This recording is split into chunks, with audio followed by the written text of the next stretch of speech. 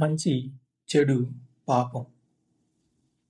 మంచి చెయ్యి, దుష్కృతానికి దూరంగా ఉండు, పాపానికి పాల్పడకు. ఇది బౌద్ధ జీవన విధానం. మనిషి ఏది మంచో అదే చెయ్యాలి. అది మళ్ళీ మళ్ళీ చేయని, తన మనుగడ వాంఛల్ని అటు మళ్ళించని సత్కర్య నిర్వహణే సంతోషదాయకం. ఇది నా వల్ల కాదు అని సత్కర్యాన్ని గూర్చి తేలికగా ఆలోచించకు. బిందువు మీద బిందువు పడితేనే కుండ నిండుతుంది. అలాగే కొద్ది కొద్దిగా చేసే మంచి ఎంతో పెరుగుతుంది.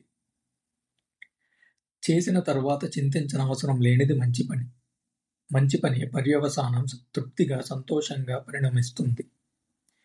మంచి పని అనేది విచారాన్ని కలిగించదు. దాని ఫలం కూడా సంతోషకరంగా, సంతృప్తికరంగా ఉంటుంది.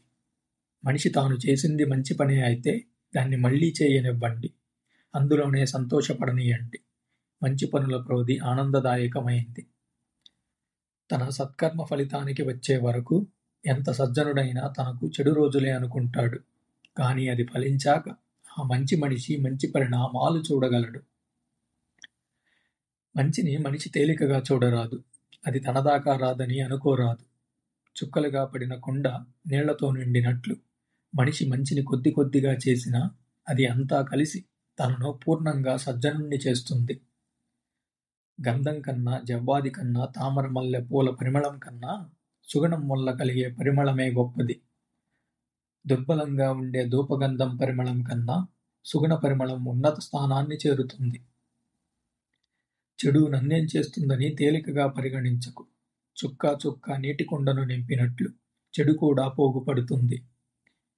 పశ్చాత్తాపం కలిగించే పనులు చేయడం మంచిది కాదు.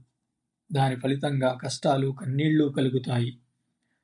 దుర్బుద్ధితో మనిషి ఏమి చెప్పినా చేసిన బండి వెంట చక్రాలు తరలి వచ్చినట్లే బాధలు అతడిని వెంటాడతాయి.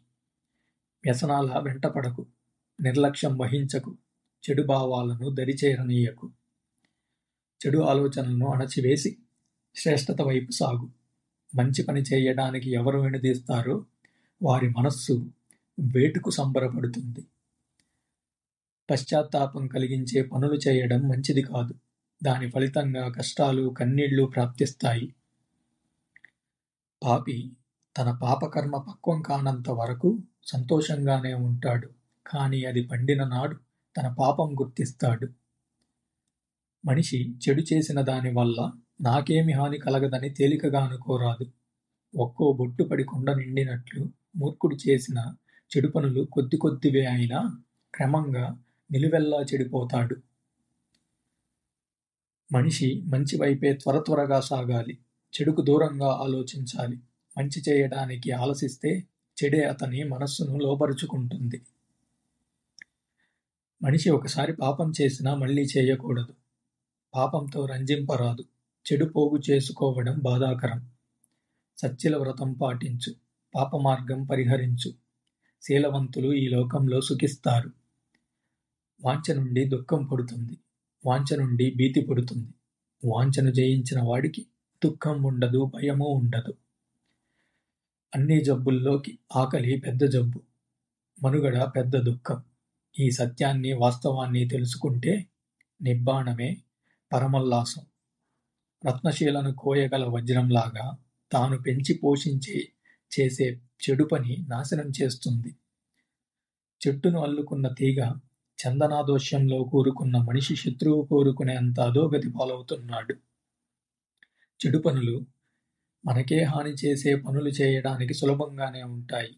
మంచి, మేలు చేసే పనులే చేయటానికి కష్టంగా ఉంటాయి.